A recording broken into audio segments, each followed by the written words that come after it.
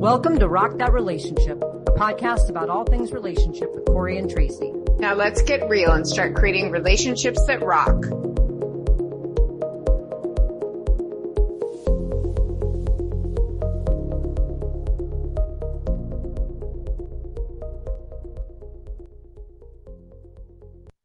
Hello and welcome to Rock That Relationship. We are back with you for another season. Today we are going to be talking about healing. Actually, this whole season we're talking about healing, and today we're going to be talking about what kind of healing. Because before you can actually start healing, you need to identify what you're actually healing from. And so we're going to really break that down a lot today, talk about some strategies that may work for you. Of course, as usual, Tracy and I have very different approaches sometimes to the way that we've gone about our processes. And for healing, it is really no different. We have lots of ideas and lots to share, and we look forward to a lively discussion as always. So let's kick it off, Tracy. Let's just even kind of think of healing. When you've thought about your healing processes from previous breakups, are there, just kind of getting us started, what are just some of the things that stick out to you in mind that have worked for you? Just a couple ideas, just get us kind of kicked off here.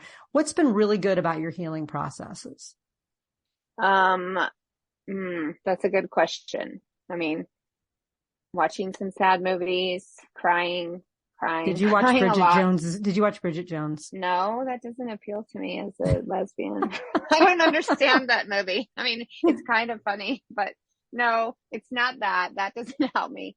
Actually, I didn't even watch that one. I would, because I'm old school, I'd have to go back and watch St. Elmo's Fire. It would do me more. Crying. But crying. Sorry, it's true. I cry a lot. Was it like sobbing in the corner, rocking back and forth, holding your knees, kind of crying? Because you were present for the last one. Yes. That is true. I will cry and cry. I don't rock on the floor, but I definitely will sob and let it out, because why not? What do I have to lose? I've already lost the thing that I wanted the most. So what does it matter? Right. I think it's interesting when people are like, oh, don't cry, or ashamed to cry. And perhaps that comes from some childhood trauma where they were told not to be that way. But, I cry. And, I cried so much last year in, Palm Springs when I went to visit actually my ex, who's not a fan of crying, and I had been broken up with. And it was as if it was an endless waterfall coming out of, I remember my face was just wet, and I just sobbed. And I think that is really helpful. I also think that hiking is helpful. I think whatever activity you're into, and pickleball saved me from so many nights of sitting alone at home crying, Mm-hmm. Yeah. Right? Yeah. Well, and it's funny because you and I, of course, have very different ways in which we go through our healing process. Mine is really stay so incredibly busy, micromanage the heck out of everything that I'm doing, be a control freak in my life. And I have a name for my alter ego that takes over during the healing process. And the name of my alter ego is the General. And the General just bosses myself around to get through it. Like it's like some kind of a competition. I'm not going to say that, it doesn't have its flaws, right? But at the same time, it's sort of served me, my type A personality, to just, keep so incredibly busy and kind of control everything around me when I'm feeling a sense of being out of control. And that's really how I kind of at least initiate the healing process. Well, that's why I'm saying we should have my best friend on, because you guys are so similar and I'm so different. Like, you're both the same and I get the same. She's more tough love though. You're much more understanding of my process, and she will push me to do it her way, and come on, let's do this, get over this. But I did that to you a lot too. I actually saw you break down a couple times and cry, and then I would say to you, come on, forget it, let's go hiking. Yes. Or use some derogatory name for that other person. And I think that is helpful. It has its time and its place, and it's got to be whatever moves the person. For me, it's hiking. Hiking has literally saved my life. It really has. It's given me so much. I can't even describe it. And, I'm partially a solo hiker, and I don't do huge long distances. I do the daily stuff. But, I just went the other morning when it was all misty here, and I was like, this is where I do my thinking, and my ruminating and speculating. And it's like I'm going around in this circle on this, mountain, and my head is going around, right? So I don't need to do 800 miles, but I do that every day. And I come to peace with myself, and I work things out a little bit. And then of course I call you right after I get off the phone, get off the hiking and call you. I mean, that's the other thing. Friends, right? Friends are critical, in my opinion. Friends or family, whatever, whoever's your support system, to have that support system there, I think is absolutely critical. And I know there are some people who like to self-isolate and go internal. And I mean, there is a time and a place for that. And I've done that a little bit. You kind of pushed me to be more social. I mean, I was always social with my closest friends, but I wasn't wanting to be out and about in the community. And people notice that. And that's the thing, is when you have a good group of friends, they do reach out. You can say, hey, I'm just not feeling it now. And I've reached out to a couple people and been like, hey, what's up? And they're like, I'm just feeling really like self-isolating and whatnot. And I'm like, okay, that's cool. But if you need something, I'm here, and I'm here 24/7, just reach out to me. So I think that's really super important. Friendship, Well, and all those are things, particularly we talked about in season 2 around just kind of getting through the initial breakup stage, where it's just kind of overwhelmed, that self-survival, right? The reaching out to people. And then you're talking about taking even a step further, as finding something that fuels your fire, that gives you space to think or space to connect with yourself. And in your case, it's hiking.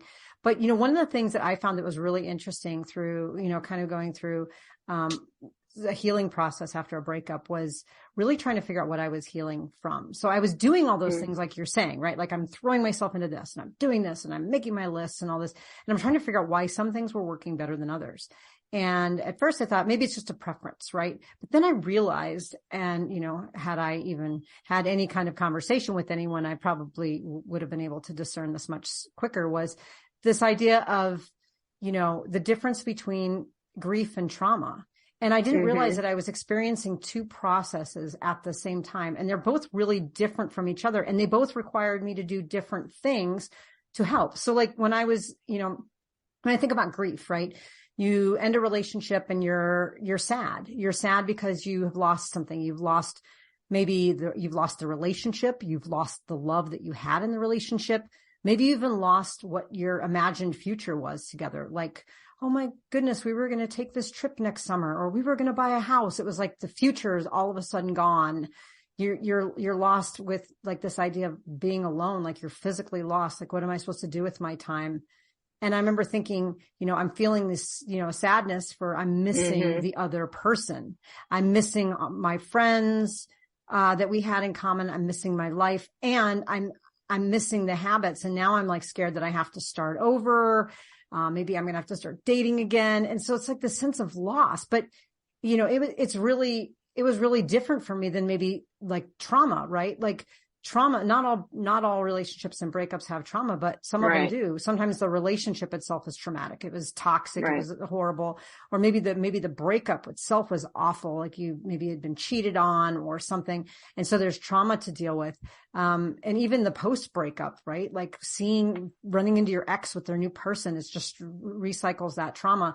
And it took me a while to realize that going through grief and going through trauma were 2 very different things that were eliciting very similar emotions. I was sad. I was angry. I was hopeless. I was confused. And they're both coming from grief and trauma at the same time, but they were really, really different from each other. Have you experienced like a time in which you had maybe grief and trauma at the same time? Like how were they different or the same with each other? Yes, I have experienced that. And that's the thing, is losing the love. Okay. The love of your life, or somebody that you really thought you would have something with. And then I've been, also traumatized by a breakup and how it happened. And even a post breakup stuff, that when that other person moves on and then they start to change their behavior and kind of drop you, even if you were on good terms, and that's the thing, it's not linear. Right. And so I think you have to, if you're the person that's experiencing this, I think this is what you got to do. Like, make a list. It doesn't have to be written. It's just a mental list. And the way that I think of it is columns, right? So you have your loss. You're losing the love. You're losing this person that you talk to every day, multiple times per day, that you told that you love, that they told you that you love. So now suddenly you're at a loss of somebody who was being loving to you, right? As humans, we want that connection, whether it's physical or emotional or both, right? You suddenly don't have that anymore. That to me is like, it's like the whole world has been sucked out. Yeah. Yeah. Like a big hole in your life. Yep. Yeah. Or you've fallen off a cliff, right? You're just, or gone. Depending on your relationship, you were pushed off the cliff. Well, that could be, but then are you that's an interesting thing. That's your trauma right there, because then if you've been pushed, you're not like, oh, I miss that person. But if you're pushed, now you're like, I got to deal with the fact that somebody pushed me off that cliff. Right. But I mean, could you have trauma and grief at the same time? I mean, could you have had a horrible breakup and a horrible relationship with someone and then still miss them when you break up? Yeah, because I think that there are relationships that are not great. They could be toxic, but you could have been like just good friends. You know what I mean? Had you not started dating. So you can still appreciate things about the person. And I mean, I try really hard not to be bitter or angry, and I do really, as you know, A, I'm a hopeless romantic, and B, I value these people in my life so much that I do end up try to be friends with them. I'm very good friends with two of them. So yeah, yes, you could, I mean, even if the breakup is traumatic and it was done in a way that was really disrespectful, or that person was just not acting as their best, that's trauma to you. Did they mean it that way? I don't know. And you could look at it like, okay, I'm not going to hold this against them, but I still have to process it myself. And you could still love that person. We love people who do crappy things to us, right? Right. All the time. I mean, we still love people who do that.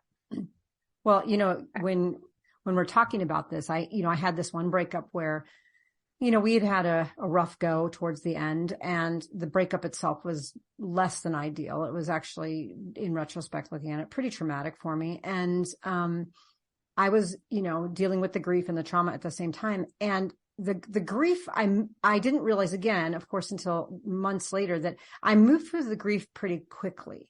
I was able to figure out, you know, kind of how to reestablish my life, my habits, kind of moving forward. I wasn't as sad. Every day I'd wake up and I wasn't quite as sad. And I didn't really, I started to get to a point where I wasn't really missing this person. But the trauma, though, took me a lot longer. And it wasn't. Is that because you didn't realize it? I had no idea. Longer because you didn't identify it. I just was so upset about the breakup for so long that I thought it was grief the whole time. And then I was kind of getting mad at myself because, you know, it was a relationship that I was sort of ready to get out of too. And I thought, why am I not getting over this? And I realized it was really the trauma that I was holding on to. And that once I recognized that, which was interesting, you know, how I recognized that, I mentioned this briefly in a previous episode, was that I've been seeing a therapist, and we were talking, and this was great. And I'm processing, you know, my grief and my loss, and I'm sad and everything.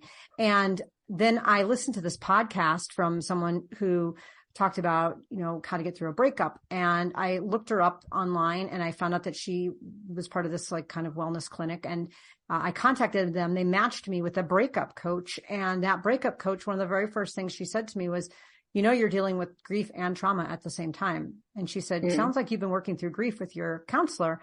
Let's talk about the trauma of the breakup. And it was like a light bulb went off for me. And I thought, oh my goodness. And it was the very first day I could start my trauma healing, because I was now going to be doing things that were going to address the trauma and not things that were just going to address the grief. And that was just an epiphany for me. And so from this point, you know, from that point on, it was so much easier to distinguish kind of how I was going to go about my healing.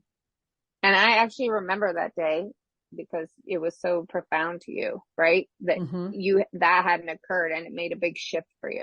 Like, it made a really big shift. Like, okay, now I'm going to deal with this. Now I'm going to deal with the trauma. And of course, you called me right after you got off the phone with that counselor. And it's true. It's those are different things in the same relationship. You can have both.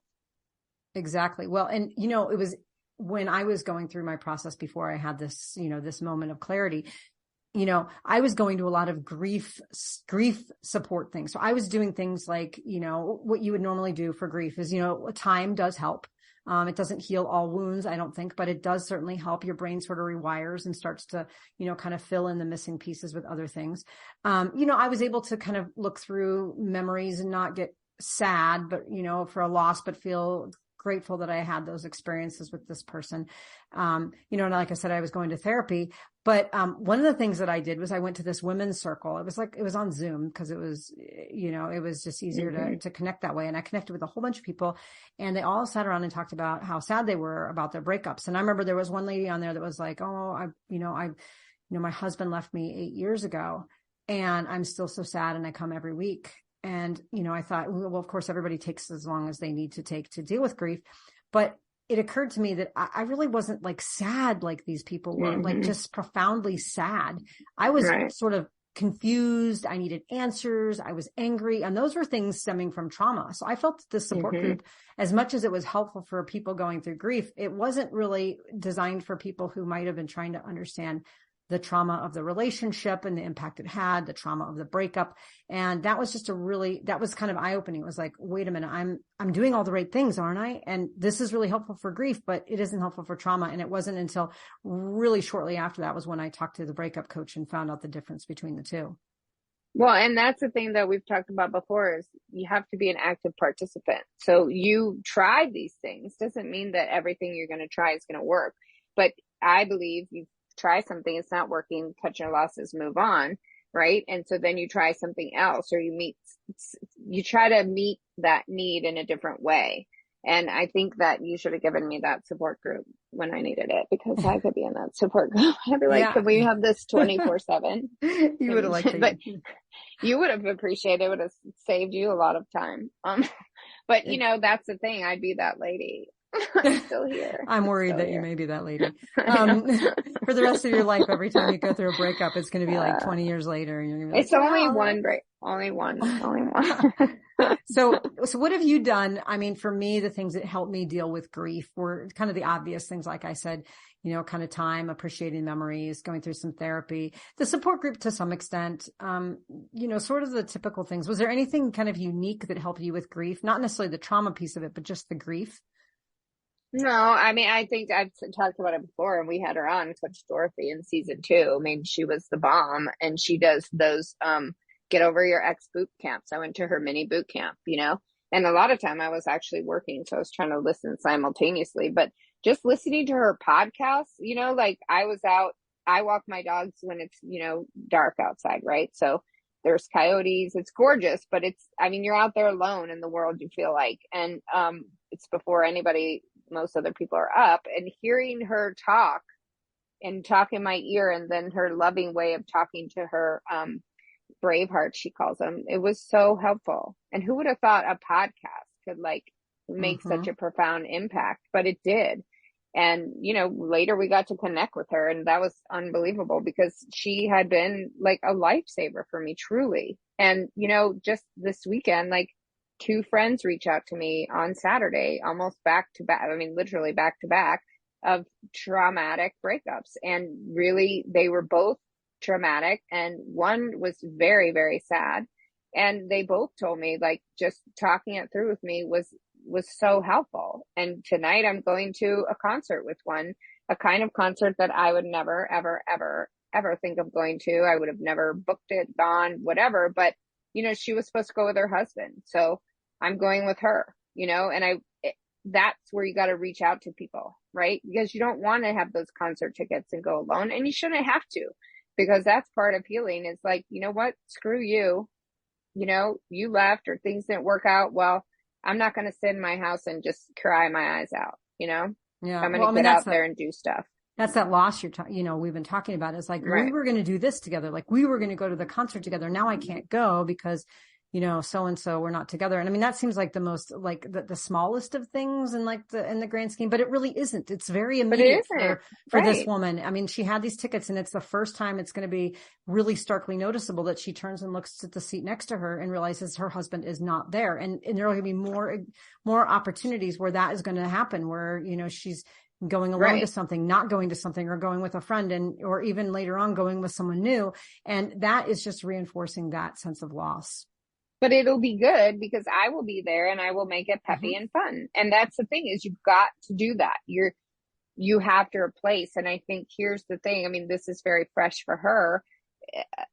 I'm in a situation where it's been, I don't know, 10 months, 11 months. And I'm just now getting to the point where I have to accept that it's over, that the breakup has occurred, and that all my fantasies of driving home and seeing that person's car in my driveway, that's all they are, is a fantasy. And, people are at a different speed. And I know many of my friends have tried to get me to move quicker with that, but I have to be where I am.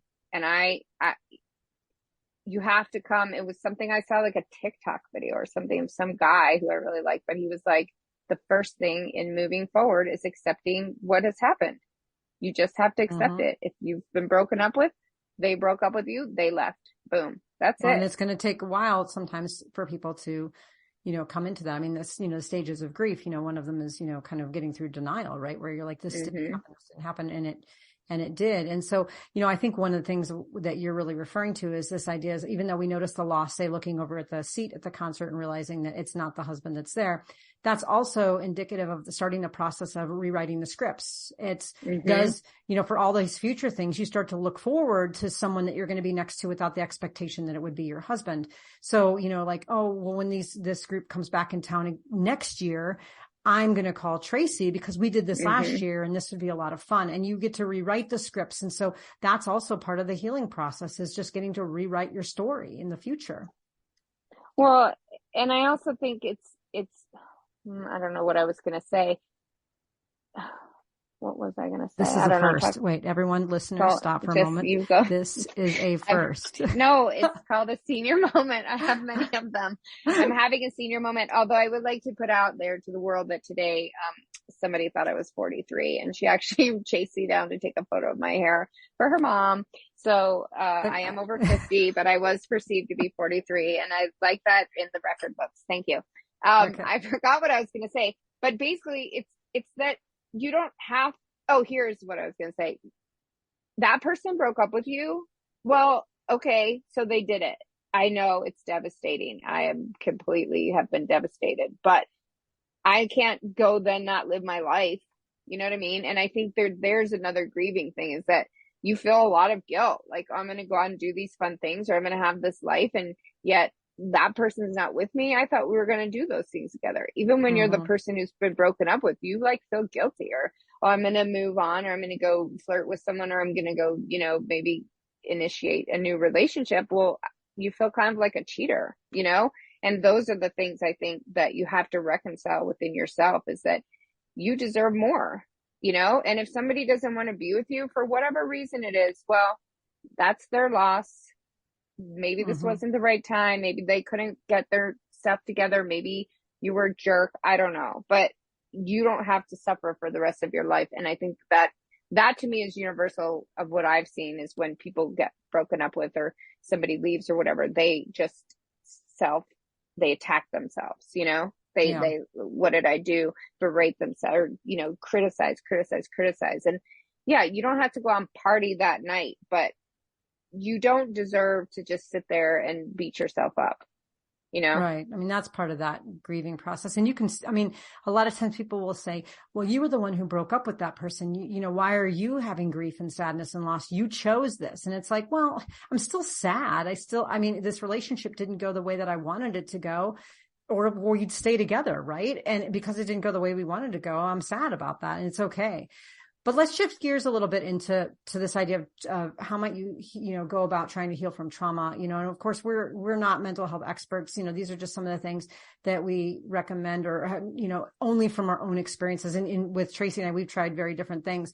But I think really the key here is that identifying between your grief and identifying between your trauma and then seeking professional assistance is our biggest recommendation. But with that said, some of the things in dealing with trauma, there are people that specialize in trauma-informed therapy where, they really are trying to uncover the patterns and, childhood experiences and things. And then certainly current traumas like a breakup that may have an impact on a person, right? And carry with them a long-term, kind of impact. But there's a few things that can work, right? Like self-compassion. Trauma isn't basically an event. It's something that's happened to you. And it's some, in some ways it's jarring, it's hurtful, or whether it was intentional or not.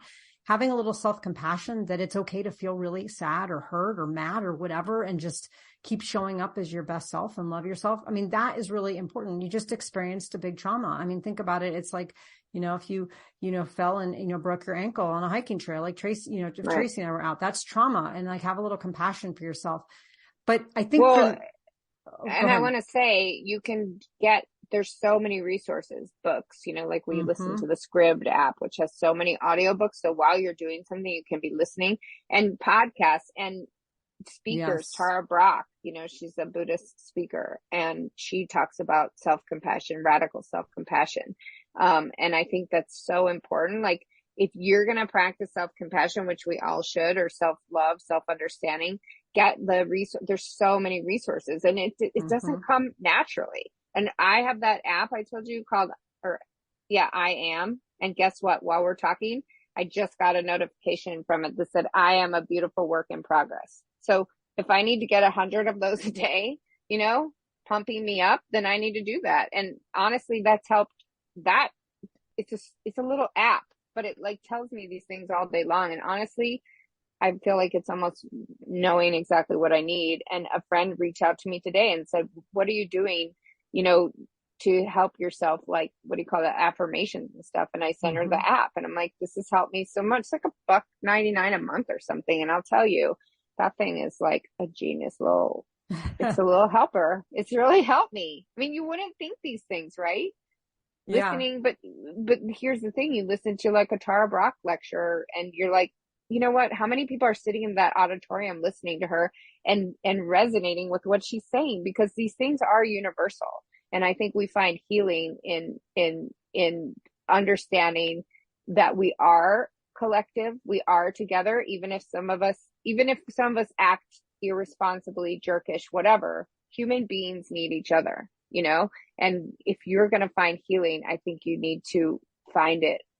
You either you're that person that goes out into nature and never talks to anyone, or you're a person who reaches out and heals yourself by connecting with other people and understanding there are universal themes, Yeah. Well, and that's the thing too, is that, well, not everybody's experienced the same trauma. Most everybody has experienced trauma. So, people, you can be very empathetic in a way, saying, I don't know exactly what you're experiencing, but I've also experienced something traumatic, and, I'm right here, for you or with you. So, that in some ways you're not alone, even though you might be alone in that scenario.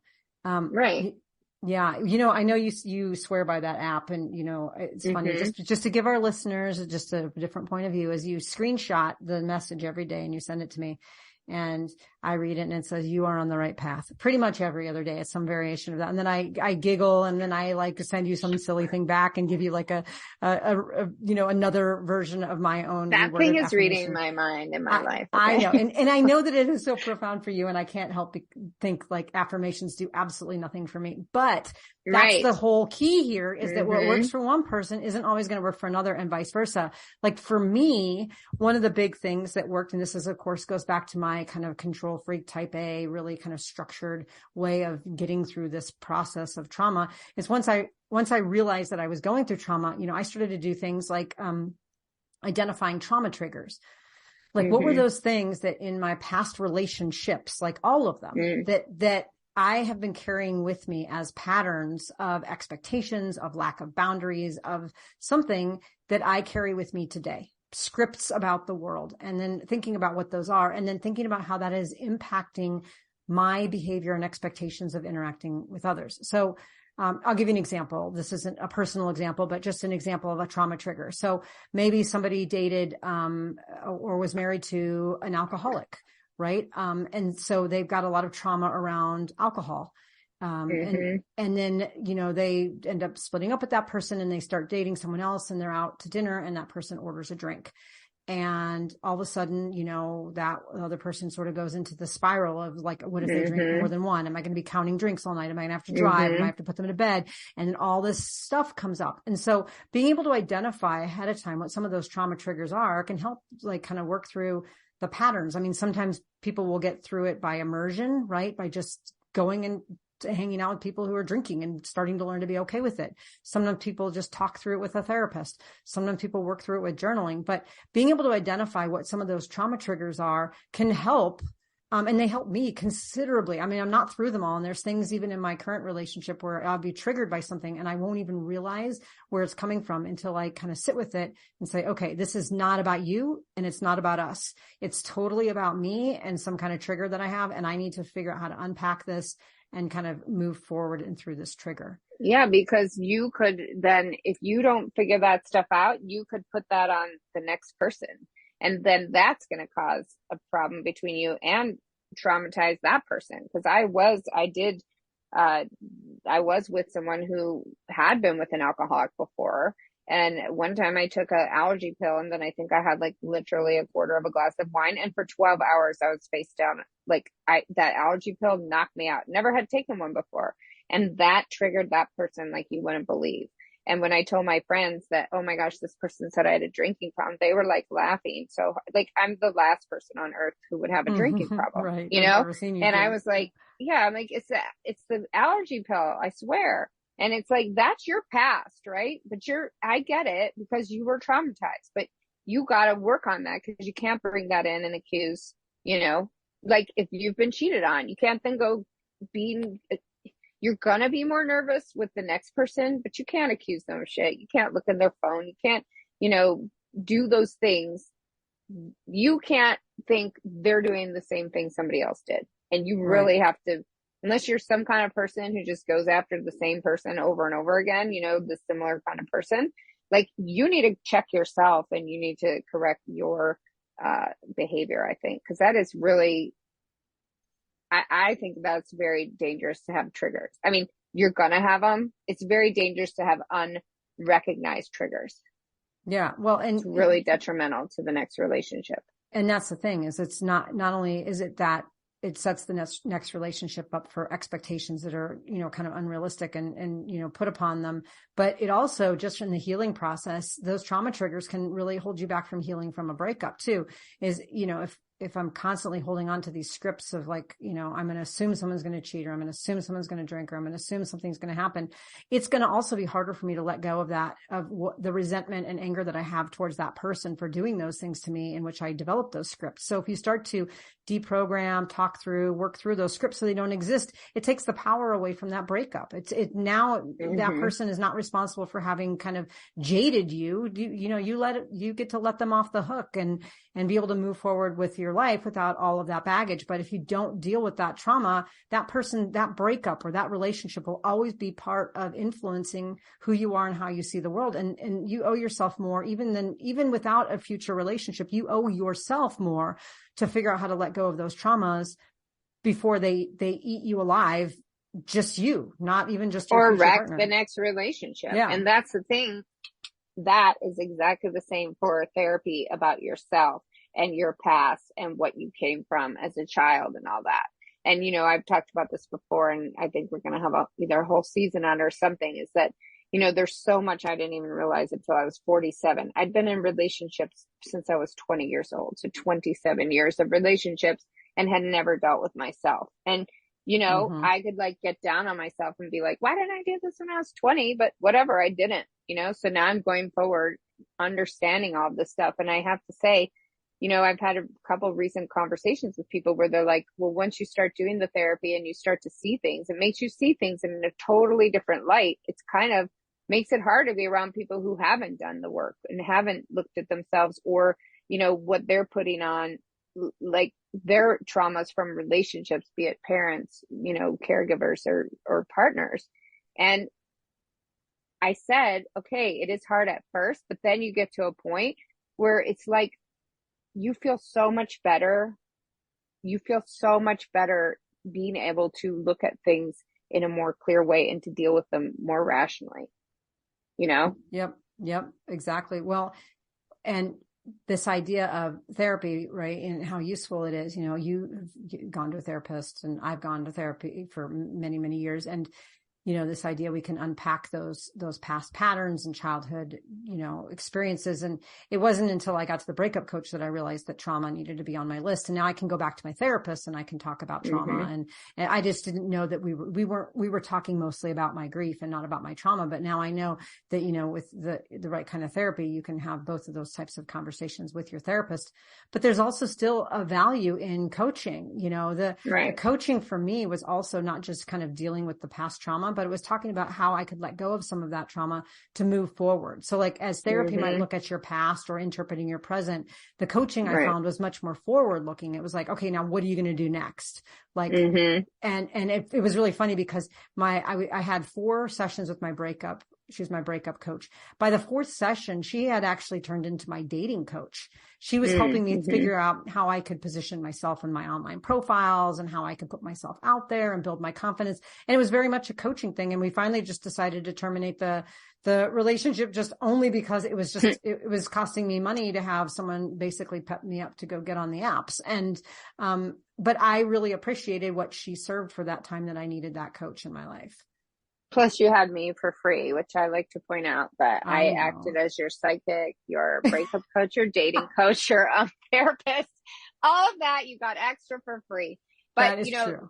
That is something that's, I think, really important to understand, that coaching is different than therapy, and they both have an extraordinary value in your life. And if you want to think, oh, I don't need any of those things, well, let's just look at a professional athlete like Martina Navratilova, one of my personal heroes.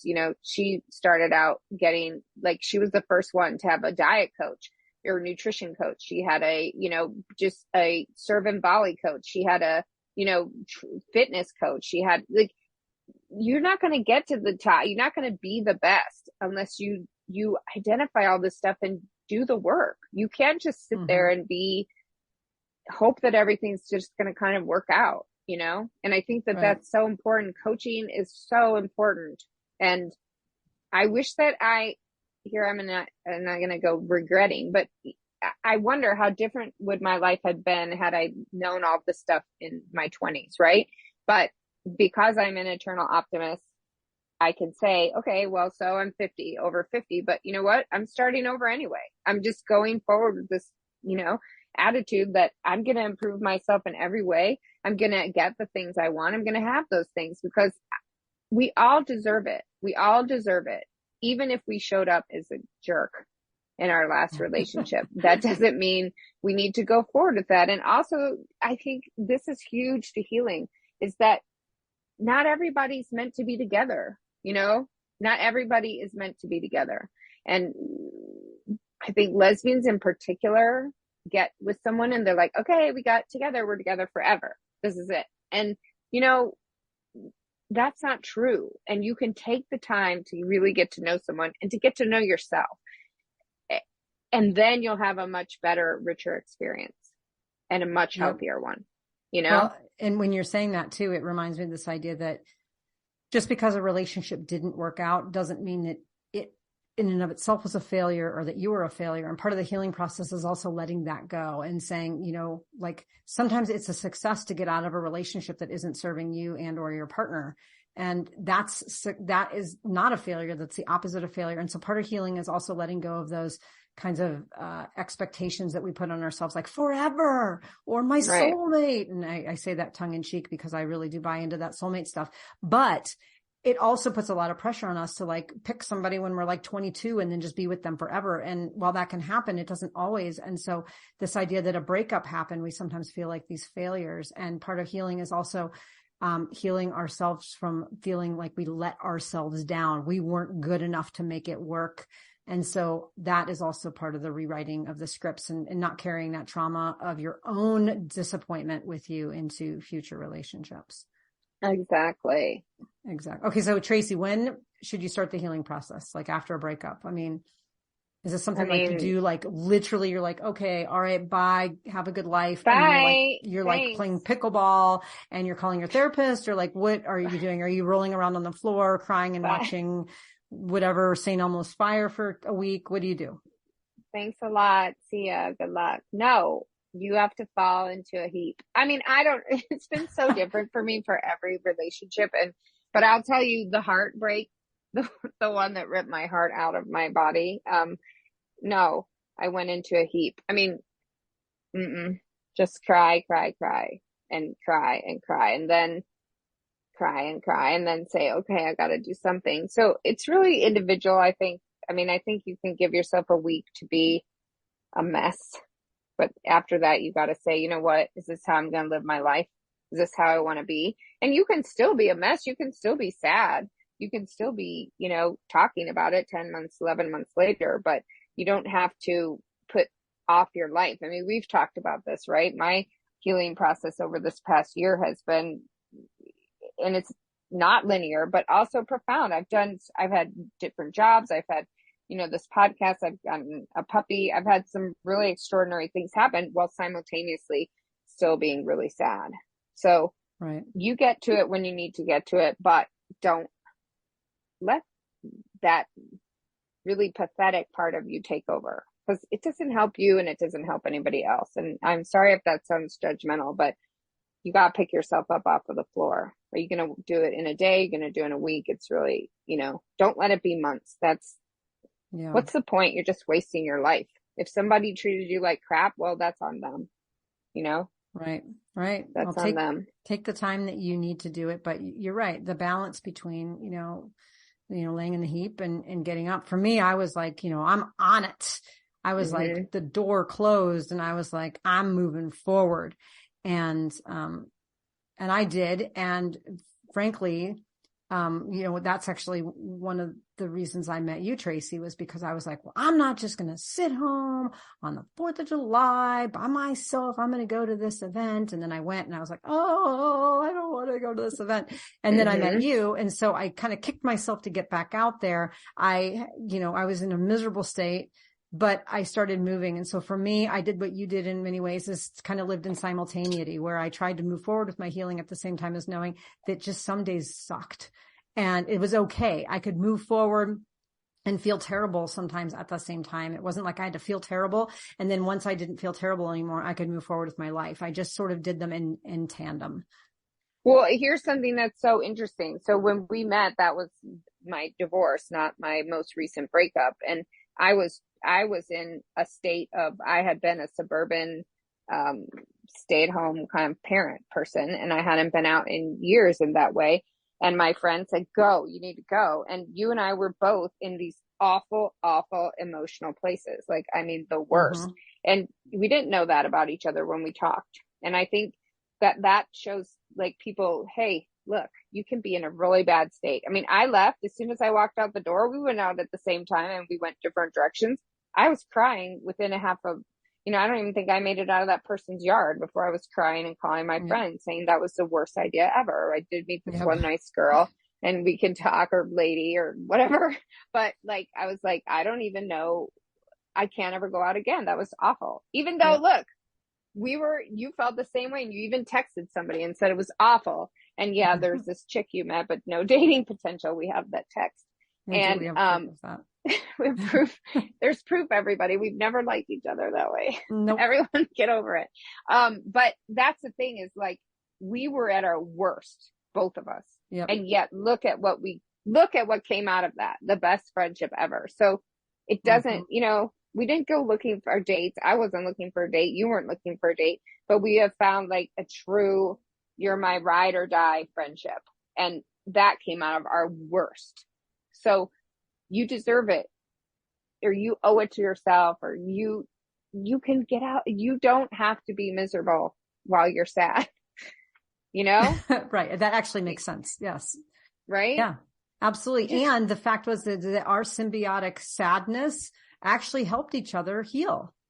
which is really cool. It's like when you're not going through it alone, we weren't experiencing the same thing, but it was just like some days I'd have bad days and you'd have really good ones. You're like, come on, let's go hike. And other days you were crying in the corner and I was like, let's just do this. Well, and our lives changed so much, right? Because when we met, we both were in basically divorce. I was in a legal divorce and you were in a breakup of a long-term relationship, but that was the same length as my marriage.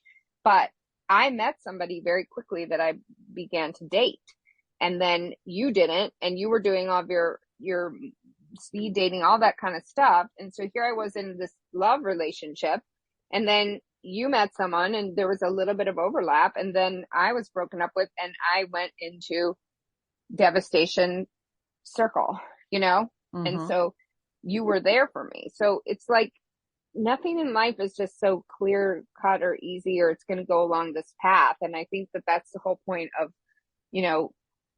a lot that we do is like, things aren't just going to be easy. They're not going to, you meet someone, that's good. Everything's going to be great, So you still have to live even when things aren't going your way. I guess you still have to hope and work to give yourself. You deserve it. Every person deserves it. That's why I love Coach Dorothy. That's why I get, emails from Mel Robbins and says, Tracy, and in case anyone hasn't told you, Tracy, I love you. And of course that's going to probably 5 million people, but I'm like, oh my God, Mel Robbins loves me. It's a mail merge, me, just so you know, right? It is a mail merge program where you just put your name in. It's not Mel sitting there being like, I wonder how Tracy's feeling today. But you're right, though. It makes you feel better. And, exactly. if it's affirmations, if it's those pick-me-ups, those emails that you're not alone. For me, it was like just subscribing to 4,000 horoscope, emails. And see, here you're talking about horoscopes in this, and you say those affirmations. I think those affirmations come straight to me. And that's the thing. It's beauty is in the eye of the beholder. It is in the eye of the receiver. Is that you just wanted to point out to me that this is some computer program, but in my fantastical mind, Mel Robbins is loving me. She loves me. And that's she what wants matters. me to have a good life.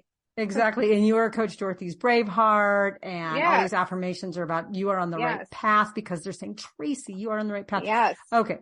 Yes, I'm right there with you. And this is, again, one of those things where what works for you works for you. So, All right, folks, we are about out of time. We've had yet another lively discussion about healing, actually, this time, and about, really distinguishing the difference between grief and trauma. Maybe that's talking about what Tracy did, but, making 2 lists, figuring out what your trauma triggers are, go get some support, seek out some therapists that, that might help, maybe a coach, lots of great things you can do. Well, stay tuned. We're going to put some good resources in the show notes today. And until we talk again, go out there and rock those relationships.